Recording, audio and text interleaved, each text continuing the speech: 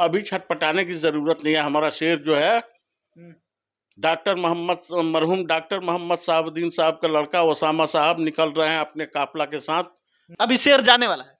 बिल्कुल जाने वाला है, साथ साथ हम लोग भी जाने वाले हैं। पूरा काफिला यहाँ से निकलने वाला है। कतई नहीं हो सकता प्रशांत किशोर मुसलमानों के हमदर्द। मुसलमानों के हमदर्द कौन है?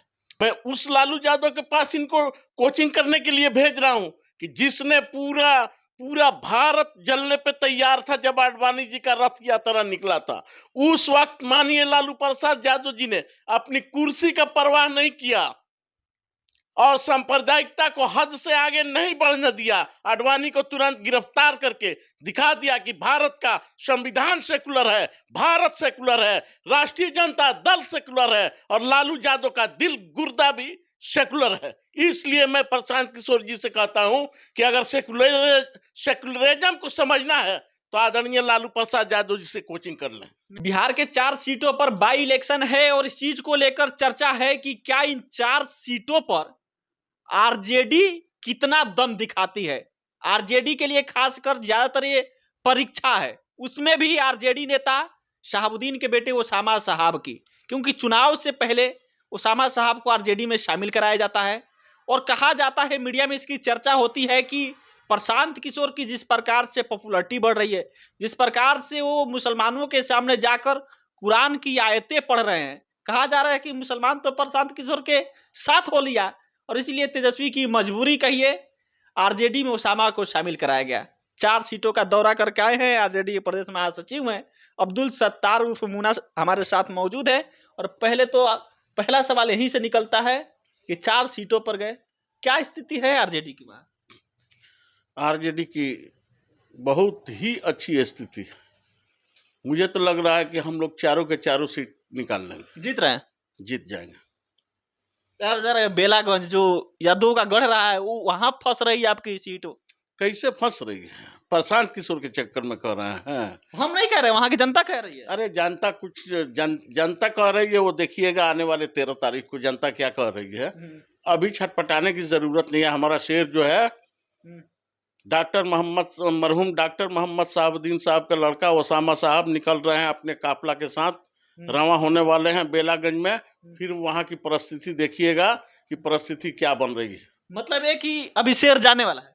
बिल्कुल जाने वाला है, साथ साथ हम लोग भी जाने वाले हैं। पूरा काफिला यहाँ से निकलने वाला है।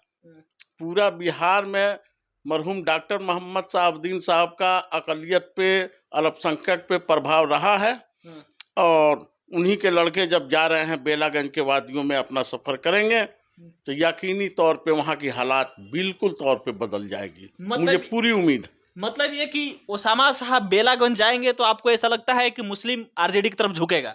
बिल्कुल।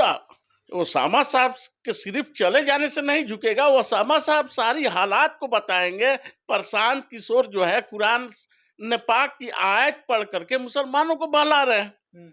एक बात बताइए, याजीद भी तो कुरान पाक की आयत पढ़ता था, याजीद भी तो दाढ़ी टोपी रखा था, तो क्या ये हुसैनी हो सकता है?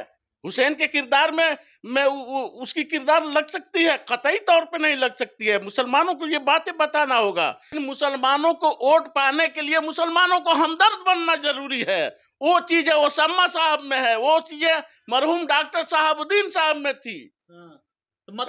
प्रशांत किशोर से क्या तुलना कर रहे हैं? वही प्रशांत किशोर है ना कि 2014 में भारतीय जनता पार्टी को सत्ता में लाने के लिए अपनी पूरी दम खम और सिस्टम को लगा दिया। उस वक्त उनको कुरान पाक की आयत याद नहीं आई। उस वक्त में इस देश के मुसलमान याद नहीं है। आज आज आज कुरान पाक की आयत पढ़ रहे हैं और मुसलमानों को फुसला पगला रहे हैं। तो मुसलमानों के हमदर्द नहीं है? कतई नहीं हो सकता प्रशांत किशोर मुसलमानों के हमदर्द। मुसलमानों का हमदर्द कौन है? मुसलमान का हमदर्द कौन है? सबसे पहले मुसलमानों का हमदर्द तो मुसलमान ही होगा। दूसरी बात, इस दौर में आकर सेकुलर पार्टी कोई है तो वो राष्ट्रीय जनता दल है, जो मुसलमानों के लिए कहीं आवाज उठाने की जरूरत पड़ती है तो आवाज भी उठाती है, चलने की जरूरत पड़ती है तो 2 कदम चलती भी है। वो राष्ट्रीय जनता दल है। कुरान की आयतें सुना रहे प्रशांत किशोर। देखिए, अव्वल बात तो यह है कि प्रशांत किशोर जी को कुरान पाक की आयत करीमा को तिलावत अगर करनी है तो किसी घर में किसी बेबान में बैठ करके तिलावतें करते, पॉलिटिकल मंच पे कुरान पाक नहीं पढ़े तो बेहतर है, या कोई धार्मिक बात नहीं हो तो बेहतर है। धर्म को पॉलिटिक्स में नहीं लाया जाए। हाँ, अगर प्रशांत किशोर जी को बहुत शौक है सेकुलर बनने की, अपनी अपनी छवि को सेकुलर दिखाने की जनता की निगाहों में, तो उससे पहले मैं उनको राय दूंगा कि माननीय लालू प्रसाद यादव जी से जाके कोचिंग कर ले कि सेकुलर कहते किसको हैं और सेकुलर कैसे बना जाता है। बड़ी बात आप कह रहे हैं। बिल्कुल बड़ी बात क्या कह रहे हैं, आपको समझ में नहीं आता है। मैं उस लालू यादव के पास इनको कोचिंग करने के लिए भेज रहा हूं कि जिसने पूरा पूरा भारत जलने पे तैयार था जब आडवाणी जी का रथ यात्रा निकला था।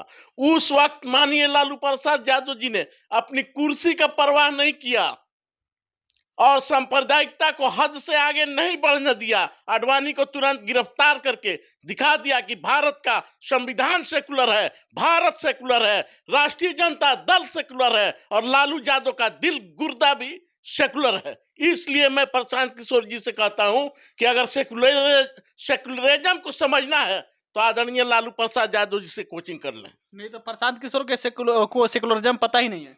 क्या पता है? सेकुलरिज्म पता है?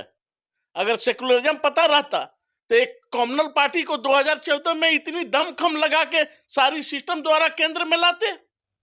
वो तो उनका काम था, प्रोफेशन था वो। अरे तो यही तो देखा जाता है।